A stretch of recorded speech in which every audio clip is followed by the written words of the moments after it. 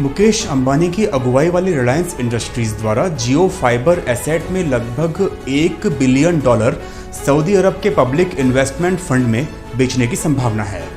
Abu Dhabi investment authority ने भी जियो के साथ डील के बारे में प्रमुखता से बताया। आइए आज के बिजविट प्राइम में जानने की कोशिश करते हैं कि इन दोनों के बीच ये संभावित डील होगी या नहीं।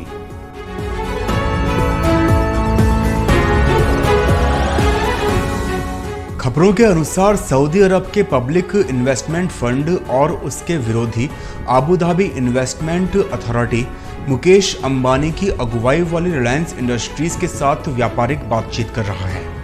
कथित तौर पर पीआईएफ ने अपने $300 बिलियन के पोर्टफोलियो को फिर से लाने की योजना बनाई है।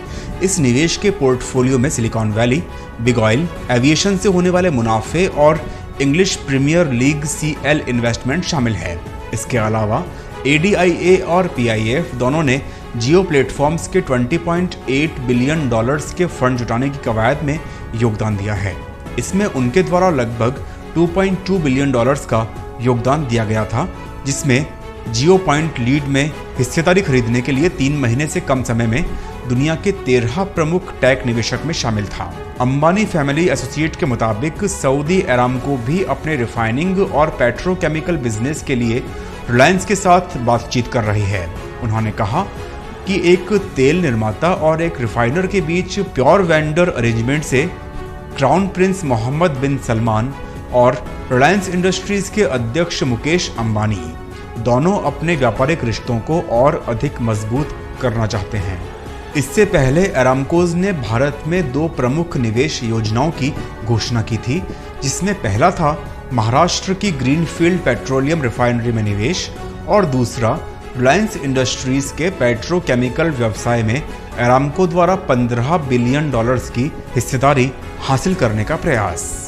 2019 में रिलायंस इंडस्ट्रीज अपनी फाइबर एसेट्स के प्राइस को अनलॉक करना चाहता है और ऐसा करने के लिए रिलायंस ने अपने टावर को कनाडा के ब्रुकफील्ड में 25,215 करोड़ रुपए में विभाजित किया। यह निर्णय प्रारंभिक चरण में कर्ज को कम करने के लिए समयबद्ध परिसंपत्ति मुद्रीकरण पहल की एक श्रृंखला का हिस्सा था।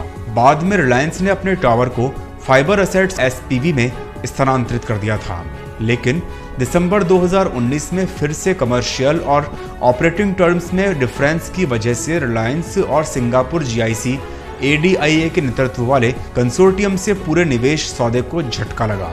दिलचस्प बात यह है कि मुकेश अंबानी के परिवार ने फिर से इसमें दिलचस्पी दिखाई और उस समय निवेश की पेशकश की, क्योंकि डील में जियो फाइबर में नियंत्रण हिस्सेदारी शामिल थी। 8 जुलाई को ADIA और RIL की फिर से सहभागिता के बारे में इकोनॉमिक टाइम्स में प्रकाशित एक रिपोर्ट ने इसी सौदे की पेशकश करने के लिए PIF को संकेत दिया।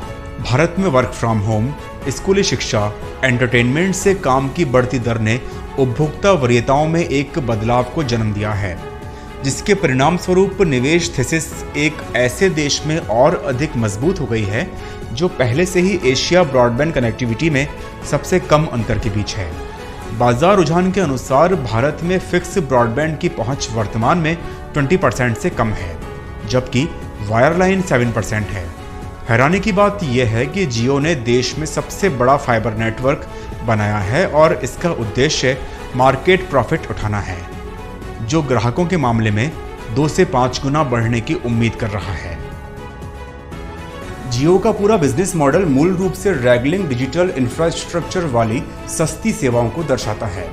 फाइबर सेवाओं के लॉन्च के जरिए जियो का लक्ष्य अपने मोबाइल नंबर पोर्टेबिलिटी सुविधा यूजर्स के लिए बंडल ऑफर के माध्यम से पोस्टपेड सेगमेंट को टारगेट करना है। एक्शन पाइपलाइन को सक्रिय रखते हुए घरेलू सेवाओं के लिए जियो का वर्तमान फाइबर सेगमेंट पहले से ही 1 मिलियन यूजर से जुड़ा हुआ है। अगले 5 वर्षों में जियो का लक्ष्य 1600 शहरों में 5 मिलियन ग्राहकों, 50 मिलियन घरों और 15 मिलियन इंडस्ट्रीज को हाई स्पीड फाइबर से जोड़ना है।